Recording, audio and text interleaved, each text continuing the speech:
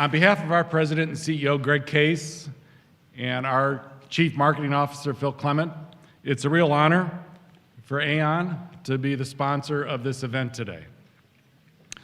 And for many of you, you might know that Aon is now a UK-based company, but it's also important for you to know that the Aon Foundation, for the past 25 years, has made it a priority to support educational activities and cultural institutions like the Chicago Humanities Festival and the Charter Humanist Circle that does so much to enrich the lives of all of us in this room and everybody in Chicago. And even though we're now in the UK, I want everybody in this room to know that we intend to continue this commitment, and it will remain high on our priority list for the things we do to support the community of Chicago for many years to come.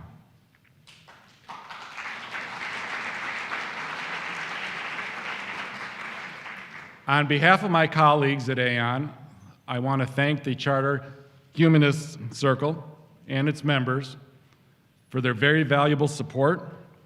And I also want to thank Northwestern University Law School for allowing us to use the auditorium today.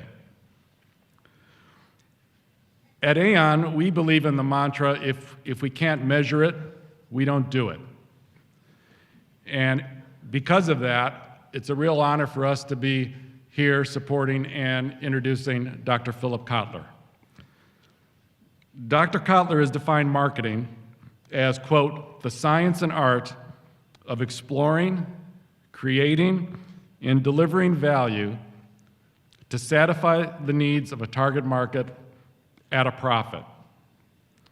He is recognized around the world as one of the foremost experts on business, of marketing, and for his insights on how exemplary marketing has the creativity and the power to influence global consumers every day.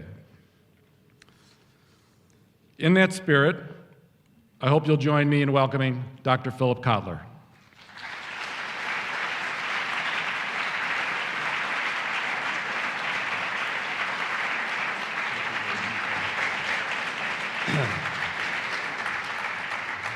Now, before I turn the microphone over to Dr. Kotler, in the spirit of marketing, maybe many of you in this room know that Aon does a great many things globally, but one of the things that we've done that has created tremendous brand awareness for our firm is our sponsorship of the Manchester United football team, which by today won 2-1 versus Arsenal. Right now we're at the top of the Premier League. So in that spirit, I would like to present Dr. Kotler with his very own personalized Manchester United jersey. Thank you, David. David, thank you very much, and I will wear this in a fantasy way. May I say, I really appreciate your introduction. Of all the introductions I've received, yours is the most recent.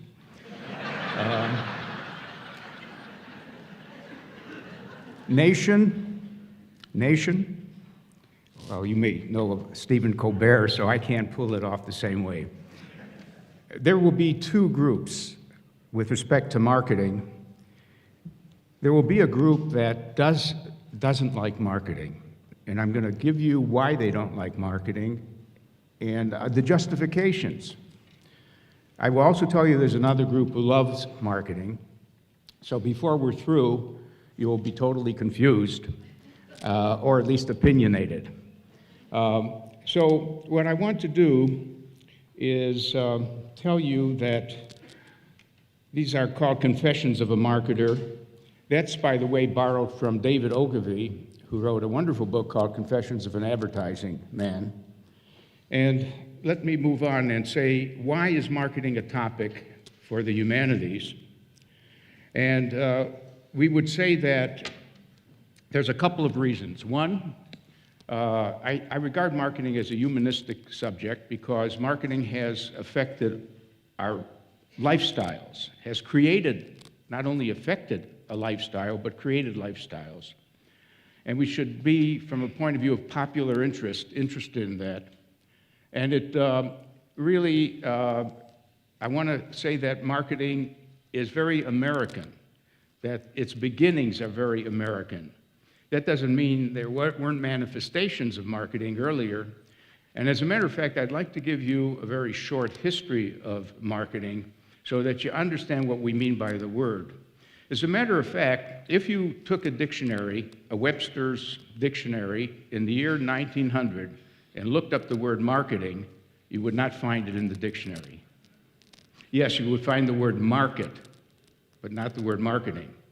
If you then picked a dictionary 1910, you would find the word marketing in it, because marketing is about 100 years old. And it's much more than selling. So let me show you. Let's start biblically. Let's start biblically. Who is the marketer in this picture?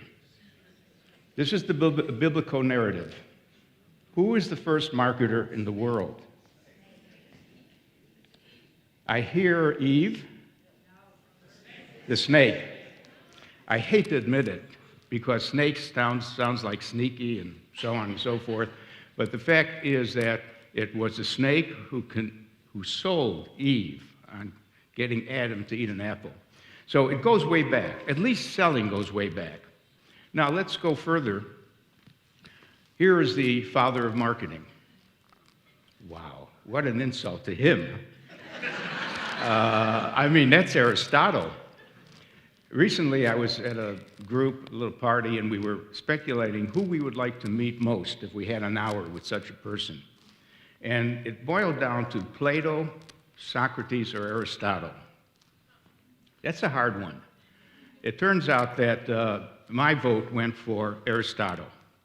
Aristotle was Google at the time. He knew more about everything than anyone in the world. He wrote on science, politics, economics, rhetoric, art, and everything. Now, why do I say that he had some marketing impact? Let me read the definition of rhetoric. And he's not the founder of rhetoric, by the way. The founders were the sophists around 600 BC. They were a group who wanted to use selling and speech and persuasion for their own devious ends. But Aristotle put the discipline of rhetoric on its feet. Rhetoric is the art that aims to improve the facility of speakers or writers who attempt to inform, persuade, or motivate particular audiences in specific situations. It is the faculty of observing, in any given case, the available means of persuasion. So, in a sense, he could be the father of selling, the idea of getting someone to do something that they might not have done otherwise. So, let's move on about other early manifestations of marketing. I know many of you cannot necessarily read this, so I will read it. But the first department store opened when and in what country? Normally, if you're in France and you ask the question, they will say, of course, we invented the department store. It was about 1845, the same time we invented paperweights and some other things. But it turns out that the first department store was in Japan, Mitsui Company, which is still alive and well. So that's where one of our retailing forms started. The next one is the first newspaper that carried an ad. There were newspapers early, but the first ad appeared in England in 1652, and it advertised coffee. And then the first ad agency started a little later, much later, N.W. Ayers, which is still a prosperous advertising agency. First time a brand was put on a commodity, the commodity being soap, the brand name was Pear's Soap. And then the first packaging appeared a little later, And finally, we had a marketing research department formed. So, now the word markets has been around all these years. The Middle Ages had markets. In fact, whenever, I would even say the agora in ancient Greece, that means the marketplace. In ancient Greece, people would come on a particular day and to sell things. In the Middle Ages, there were market days. The word marketing wasn't there, it was just market. And trade was always there, because trade through history has taken place between people and regions and countries. So all that is there, and it was in the decade of the 1900s that marketing books first appeared. And the interesting thing is, who wrote those first marketing books? Were they sociologists? What was the discipline of the people who wrote the first marketing books? Any guesses? Well, they weren't physicists or chemists, they were economists. So why would economists start a subject called marketing? And the answer is they were disillusioned economists. They couldn't find any mention of advertising in the discourse of economists. In other words, never did Adam Smith, Thomas Malthus, David Ricardo, even Alfred Marshall and so on, they really talked about other forces that shaped demand. The only force that shaped demand in their mind was price. You know the famous curve. Raise the price, demand will go down. Lower the price, you can sell more. Price was the only thing that affected demand. So these economists were institutional economists and said, hey, you got to factor in advertising. You got to factor in retail stores, wholesalers, jobbers, agents. And it was the neglect of the classical economists to not really texture the marketplace and the way an economy worked that led to marketing. So marketing is technically a branch of economics.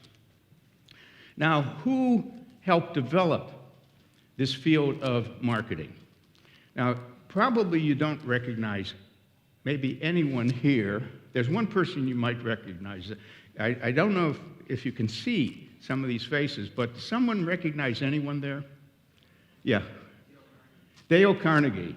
Dale Carnegie is here, and his book was How to Win Friends and Influence People. Because in doing this, I wanted to find out who is the exemplar of the selling method, how to win friends and influence people. But let me give you the whole picture. Ernest Dichter, some of you may know of.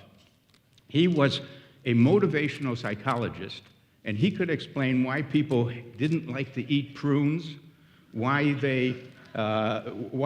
cigars were offending some people, and all kinds of things. In his book called The Study of Desire, he apparently studied with Sigmund Freud, and he brought that kind of mind to marketing.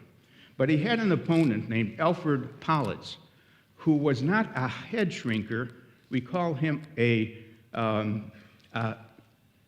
counter, a nose counter. The expressions we would use, if you were very psychological, you were a head shrinker, and otherwise you were a nose counter, namely a surveyor. You surveyed people, you found out what percentage of people were of a certain age, and why did they buy a particular product. Julius Rosenwald was very much behind the formation of the Sears Company, which was an important episode in the development of our retail chains. Lester Wunderman deserves credit as exemplifying the use of direct mail and catalogs, that you can sell more directly. You don't have to be in a store. You can get people to order goods by mail and phone later. David Ogilvy is the exemplar advertising person. Then Stanley Marcus of Neiman Marcus was the fellow who could walk into any retail store and give them 100 suggestions on how to improve the layout, the size of the aisles, and make a difference in the volume of business. Edward Bernays is the father of public relations in the United States. His name has sort of become obscure, but he really was a very important person. The word propaganda was often used in connection with his work because people thought it was a model to motivate you to feel a certain way about anything, regardless of the standards involved. And then there's Dale Carnegie. In any case, how did marketing get its start? Marketing got its start in sales departments. Every company has a sales group. And the salespeople really want to be in the office of a customer because that's the only way something happens. So they don't want to do a lot of homework. For example, 3 things they didn't want to do. They didn't want to do consumer research in a systematic way because that's taking their time away from selling to customers. Secondly, they would have liked someone else to find leads. Now, a lead means a prospect. In fact, we distinguish between a hot lead, oh boy, he's ready to buy. He even called us to buy, a warm lead, a cold lead, and so on. Someone else should do that for the salespeople so they don't waste their time making calls. And the third thing was someone had to prepare brochures and ads. And the salesman is not skilled, the salesperson isn't skilled at communicating through advertising and brochures. So sales departments added 3 people or hired them from time to time. Later on, it exploded to the day today when we have multinationals running with marketing. In other words, marketing, those 3 people split from sales and became big enough to be its own department. And so some people in the audience here may be a chief marketing officer. The old name was vice president of marketing, but I like the name chief marketing officer because that person now is part of the chief officers, chief information officer, chief financial officer, chief innovation officer, and the status has moved up. Some of you may be brand managers, may have been in your past experience.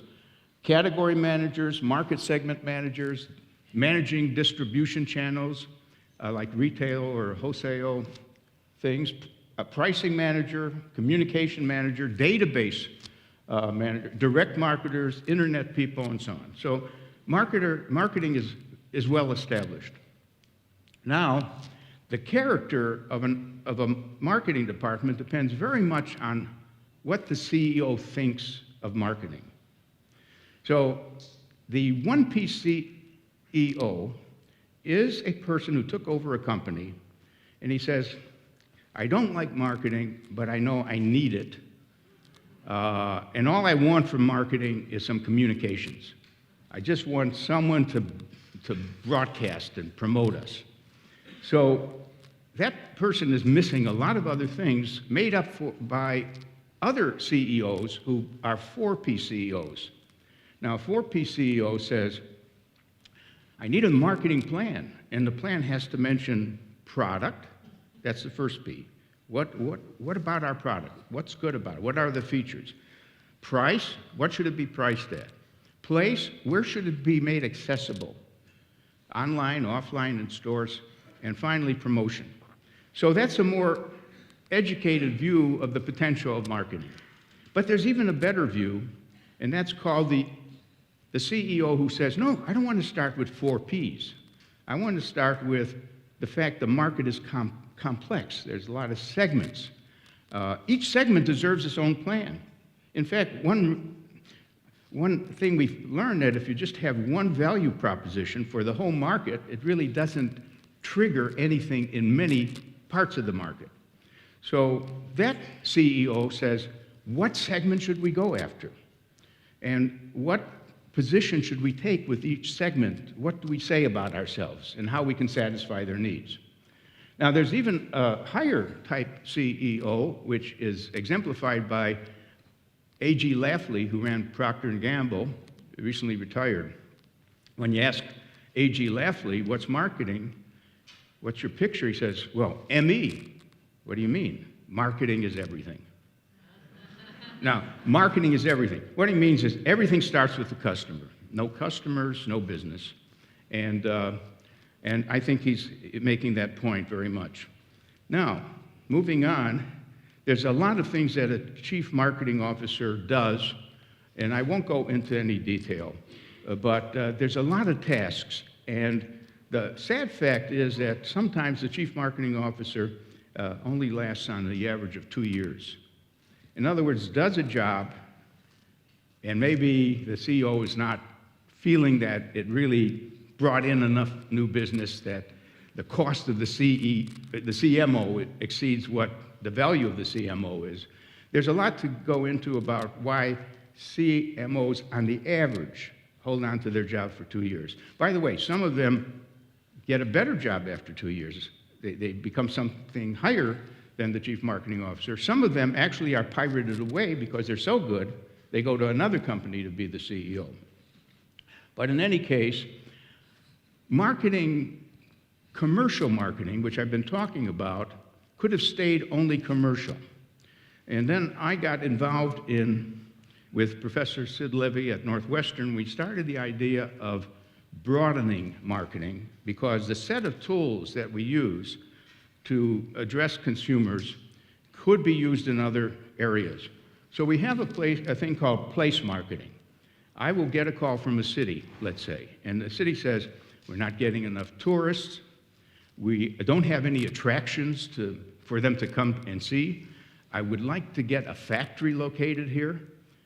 We would like some digital people to move here who know digital. We want to start at Silicon Valley. So that's place marketing, the marketing of a place. How do you dress it up and make it attractive against all of the other competitive places?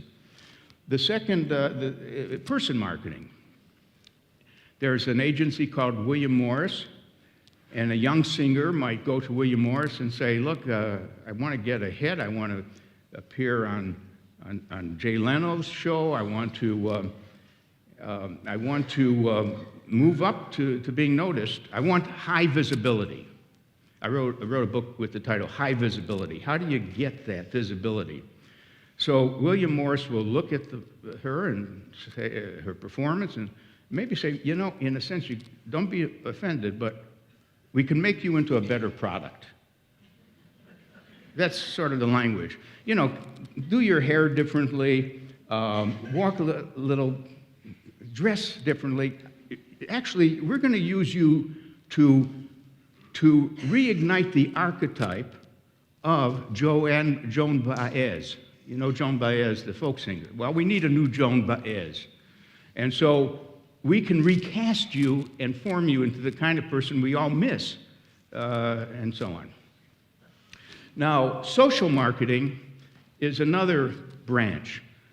Today, there are 2,000 social marketers around the world trying to help people eat better, exercise more, say no to drugs, stop smoking, get off of tobacco, say no to a number of things. Positive behaviors and negative behaviors. By the way, my memory is that Sweden was one of the first countries to want to raise a nation of non-smokers, non-drinkers, all the vices. And it starts at the primary school level, that you could technically raise people to avoid those vices if that was thought to be good public policy. So that's social marketing. Now, political marketing we're saturated with. And I think it's degenerated, but that's another thing. Fundraising is part of marketing. I mean, fundraising is an odd form because you're not exchanging. Everything else is sort of an exchange of values. Fundraising seems to be a one-way transfer. Here's some money for the museum. But any fundraiser knows there's something that should come back to the person who is the donor and supporter of a museum.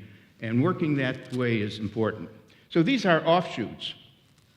Now, all of us do marketing. If you read the list, we all do marketing.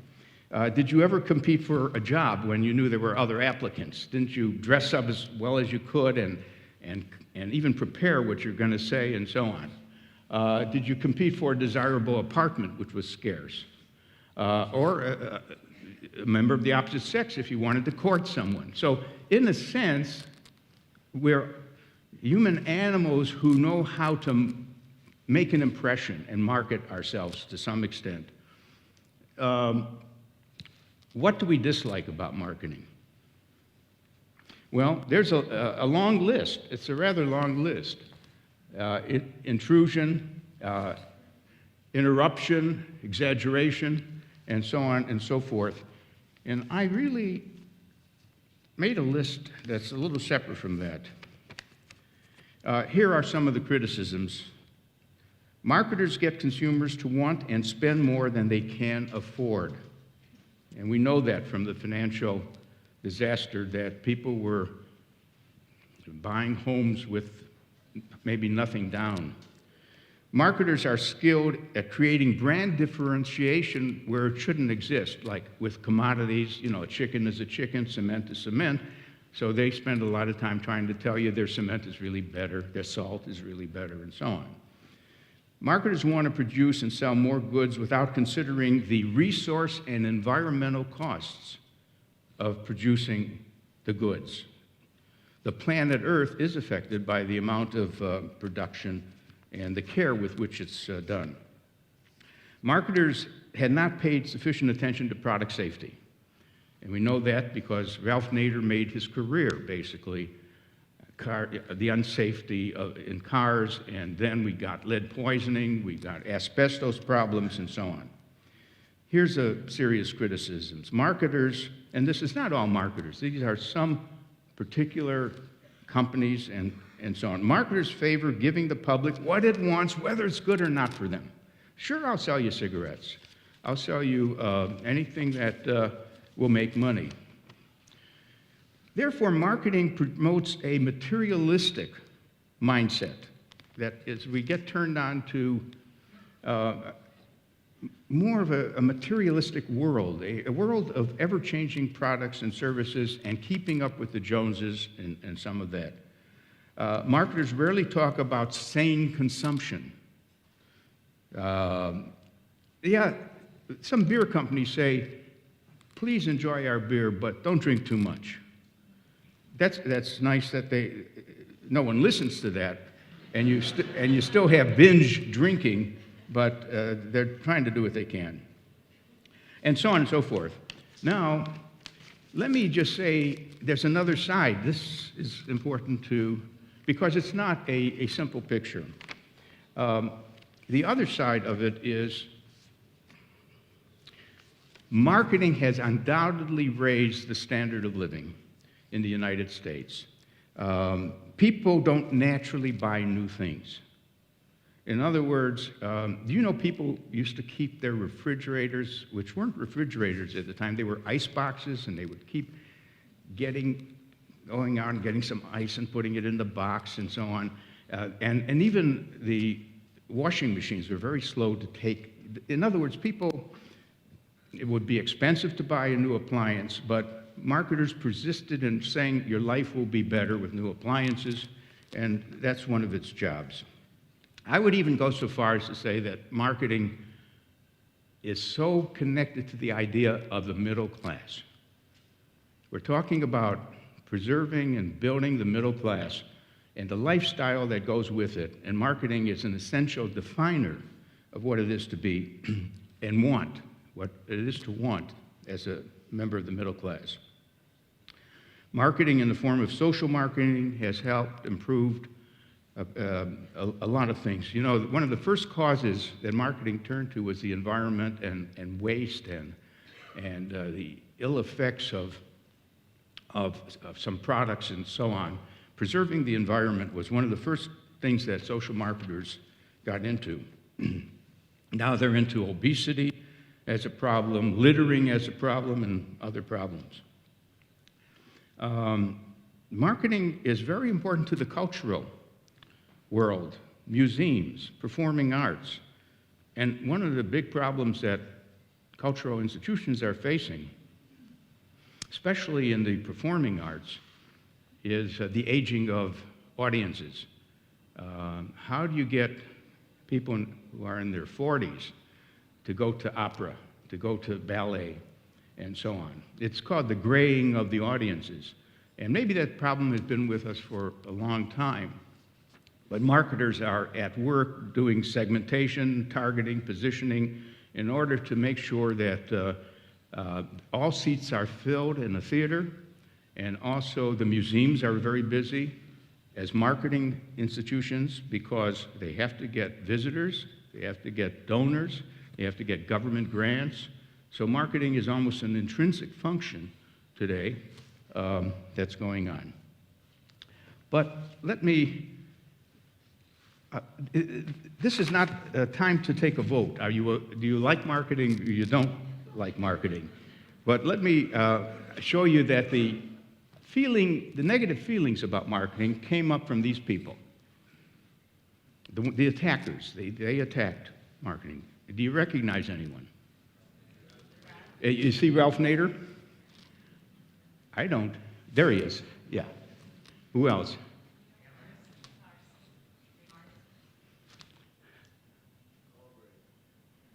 Well, it is Ralph Nader. Unsafe at Any Speed. Rachel Carlson, by the way, deserves so much more credit than we've given to her for her book on the Silent Spring, which was about the chemical pollution, the pesticides that we're getting into our spring water and so on. Vance Packard, who popularized the idea that we are hidden persuaders, that when you go into a movie theater, you don't know this, but an ad is sort of flashing to go and get some popcorn before you sit down. Subliminal advertising, which never did happen, but the hidden persuaders. And then John Kenneth Galbraith, who pointed out that while we spend so much money in making enough deodorants for any type of interest you have in deodorants, in the public sector, you've got streets that are littered, and there's some garbage, and there's slow traffic, so we have a good private sector, but we can't enjoy it because the public sector doesn't have the public goods that would facilitate things. You got Naomi Klein, who's probably the prototype person now for attacking branding. Brands, they're awful. You're paying more than you need to pay. The book is called No Logo, logo being another name for brand. And Michael Sandel has this new book out, which is really interesting and worth reading. He's the fellow who ran a course on justice and would ask groups about this size at Harvard, what is the just thing to do in each situation. But his new book is called What Money Can't Buy, The Moral Limits of Marketing, where he points out that if you're in jail in California and you don't like to sell, you can pay for a better sell. You know, maybe one with a computer if you want a computer and so on. But he thinks today our culture divides people in social classes more clearly. We used to go to ball games. I would sit next to someone who was rich and someone who was poor. We'd all stand in the same line for hot dogs. Today, the guys who are rich are up in the skybox, and he calls it the skyboxification of the United States, the skyboxification. They're eating filet mignon, and we peasants are down there standing in line for our hot dog. So we are not meeting each other as we used to in the older days. It's a very interesting treatment. I like to quote Will Rogers with this remark. If advertisers spent the same amount of money that on improving the product as they do on advertising, they wouldn't have to advertise it. And that's, by the way, that's a very profound observation because in the age of the internet, it's so much easier to talk about a product you like to others and also about a product you don't like. And in a sense, if this goes far enough, there will be no bad companies anymore. It would be not possible for a company to be a bad company because the word of mouth will sink it. So he's sort of touching on that point. Do a good job, and others will advertise the good job you did. Now, I want to add another group, and this is a group of visionaries, and I'd like to call them our best marketers.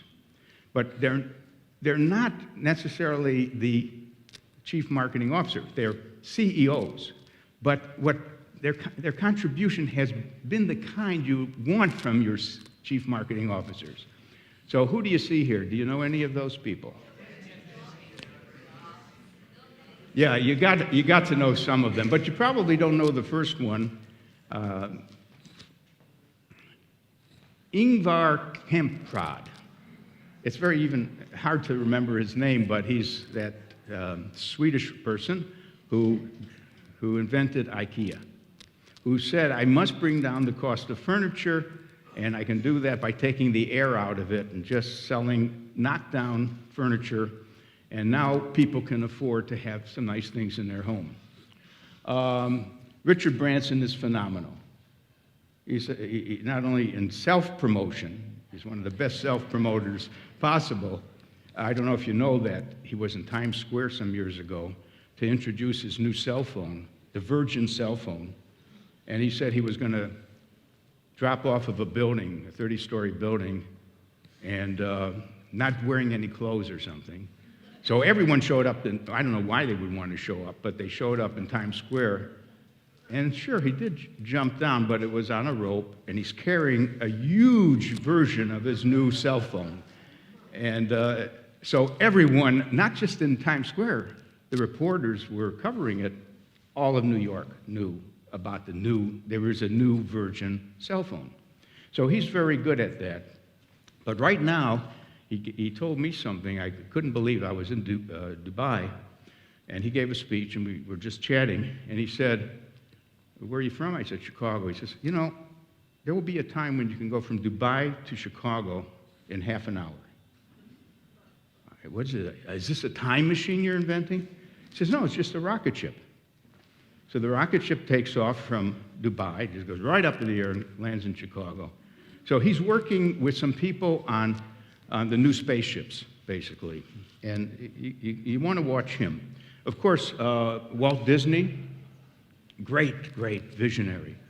Herb Kelleher, thanks to him, we have Southwest Airlines, which started a whole class of low-cost airlines.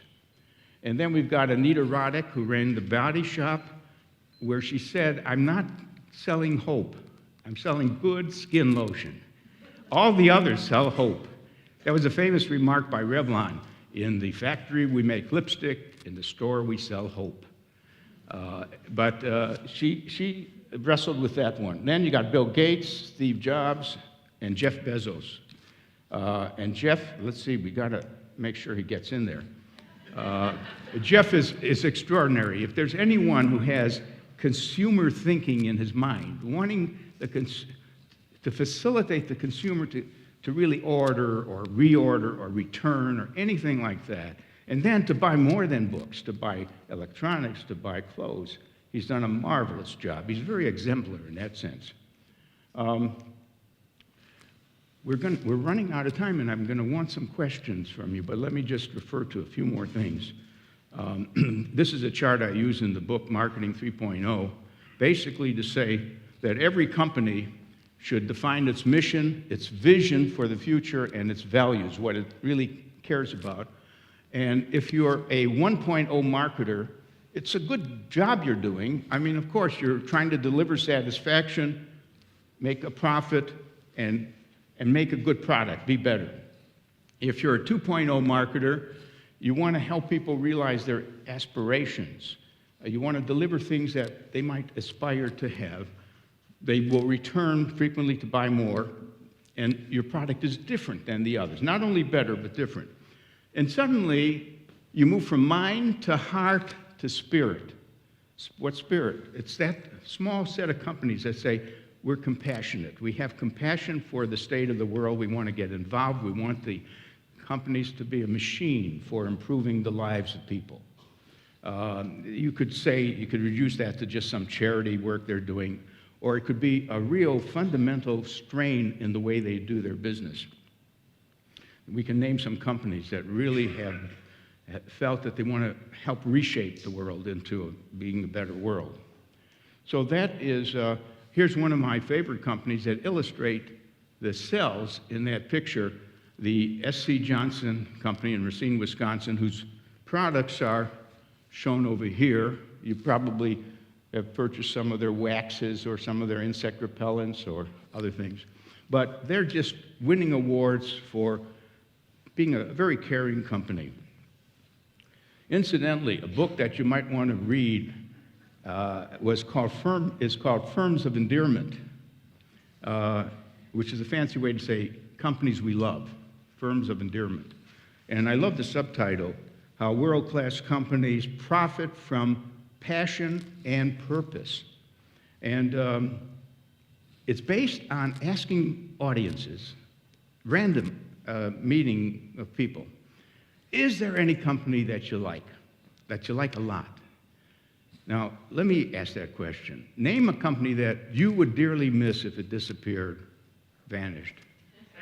Apple, see? Always Apple. I thought you were going to say Harley Davidson, but that's another one. Amazon, I would miss Amazon. I really would. I would even subsidize it to continue. Which one? Costco, of course. I'm with you on Costco. Nike, okay, well, you see what happens is these are the names of the companies that came up again and again. I don't think there's any surprises there. I've asked other countries to do this too, because there would be a different mix of companies that would come up. But the main thing is, these firms of endearment are so much more profitable than the ones that have not been dear to us. One of the things is that they're 9 or 10 times as profitable, but let's see why, and without going through everything here, look at the last one. These are the attributes of that set of companies. And the last attribute is they spend less on marketing than rather more. Because I bet you thought that the companies that were going to be dear to us are the ones who are just advertising all the time. They're so familiar. We see Coca-Cola all the time. No, they spend less on advertising. So who's doing the advertising? The customer. You guys are. So that's where you should put your money. Create a love affair. Create fans with others. Now I'm going to end with 2 slides. This is on a downer, a little bit. The End of Work. This is Jeremy Rifkin's book. It's now about 9 or 10 years old. And he says, because of the slowdown in population growth, automation of factories and computers, robotics, 3D printing, can the nation create enough jobs? Can the world create enough jobs for the population and so on? And it raises a question about marketing's role. Now, marketing's role normally is seen as to sell you some things. The basic role of marketing is to create jobs. It is the job creator. Namely, it gets you to want something that someone has to produce. So there's a basic question. Does marketing really create new jobs, or does it only create shifts in the shares? Like, if I switch from brand X to brand Y, that's not creating, brand X loses a job and brand Y gets a job. So, but it is true that if we're talking about a new product, marketing will help accelerate its recognition, the awareness of it, and intensify the drive to purchase it. In other words, we buy our iPads and other things that come along, partly because they're wanted, they are desired objects, and marketing accelerates the rate at which growth takes place with those new products. The other book, and I'll end with this, is another downer. The Death of Demand. And what is the relationship between marketing and demand? And he uses the term saturated, finding growth in a saturated global economy. I've been wrestling with that problem, and growth is the issue today. Growth is the issue. growth means jobs, and so on.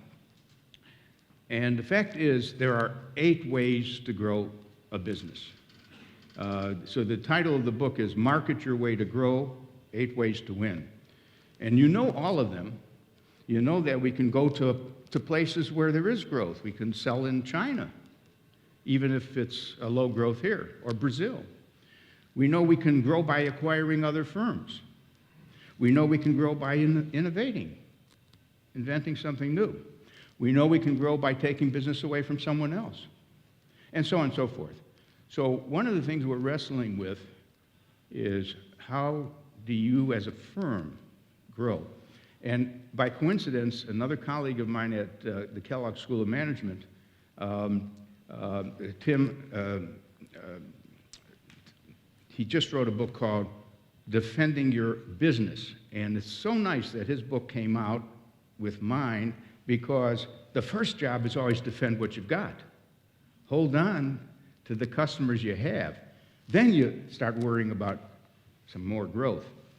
So we both, as members of the department, are wrestling with how to ignore these books and say they're wrong, and that there is a bright future ahead. So let me stop here and take any questions you might have.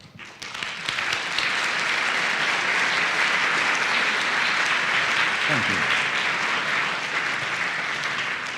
Okay, we have time for a few questions for Professor Kotler. Is there anyone on this side of the auditorium that would like to ask a question? Any Yes. hands up? Yes, I see you over there. And now, a microphone Susan will will bring you a magically come down microphone. here. And if there's any other people, and there's a person over there. Thank you. Would you introduce yourself, please?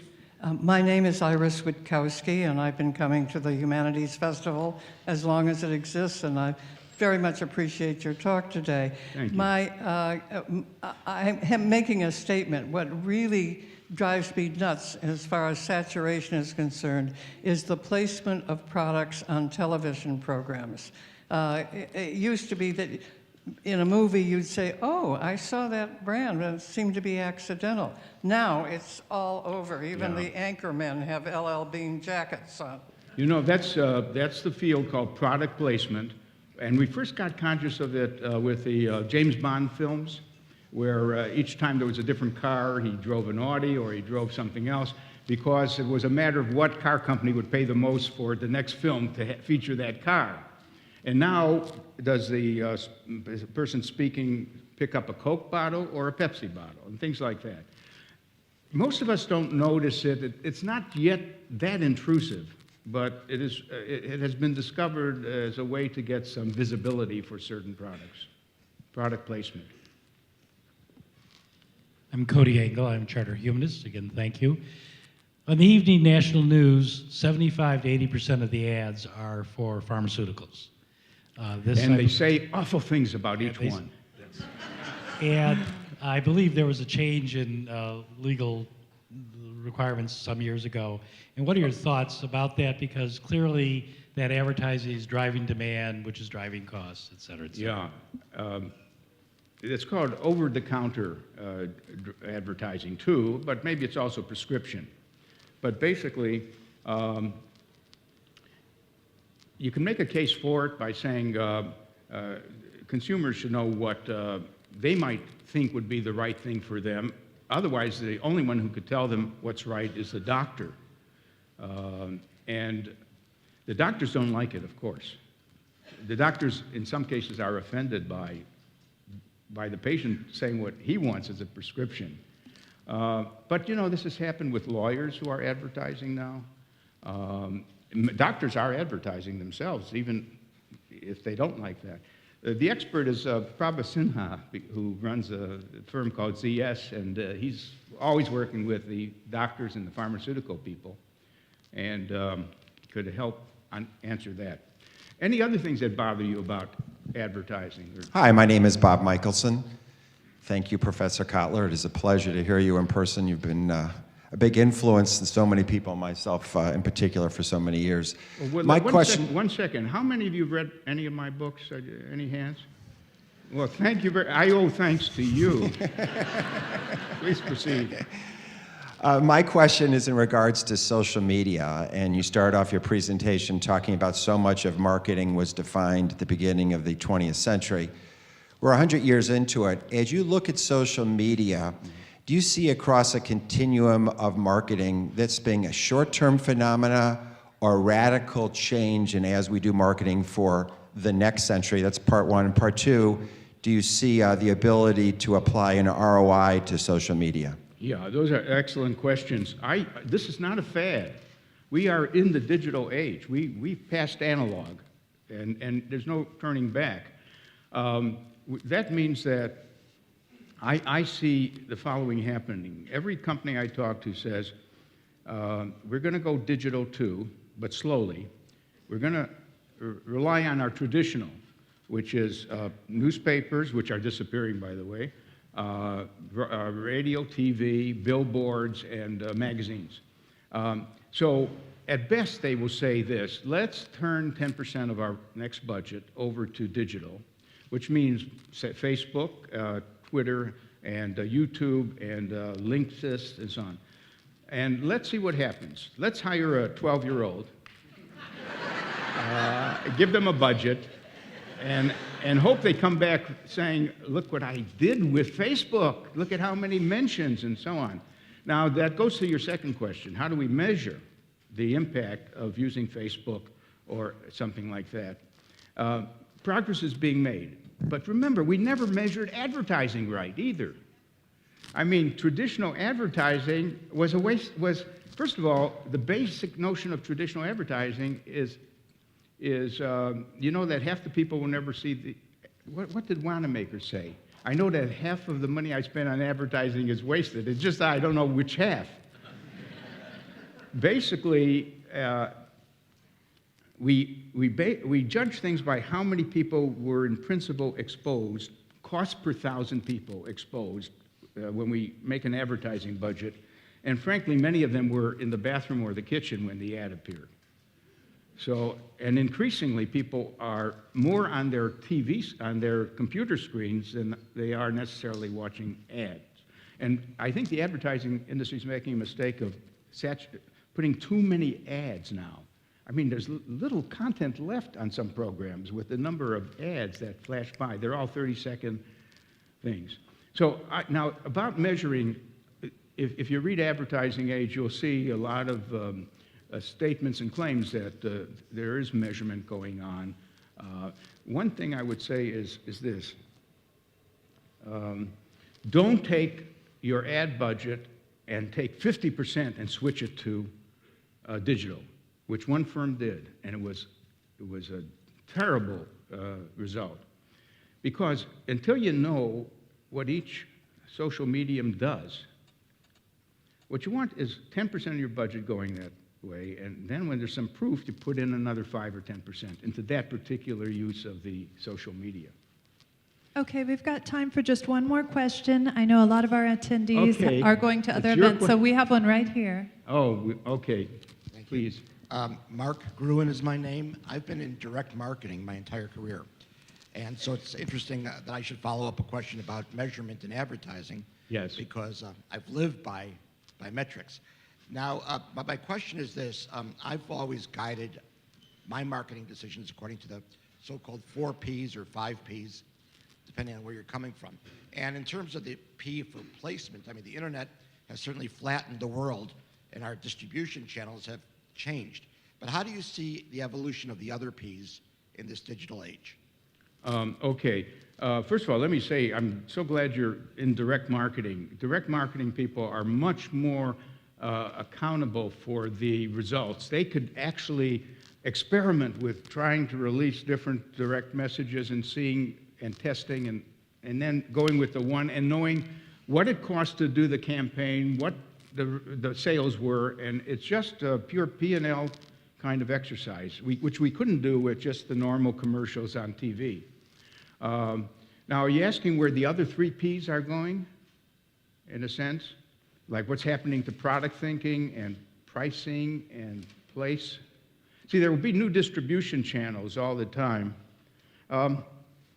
I've been asked this question when I wrote the book Marketing 3.0, which is really the case that some companies should be socially responsible as well. Someone would ask me, when are you going to come up with 4.0? And I don't really have an answer, because when you go from the mind to the heart to the spirit, I don't know how much further you could go. But I am thinking that 4.0 is going to describe companies in the future that are building ecosystems and platforms where we get involved with them in such a way that everything is being supplied that we want as an individual. Think of iTunes. Think of the iPhone, iTunes, the whole setup of think of Harley Davidson. If I buy a Harley Davidson, I'm a member of what they call them, the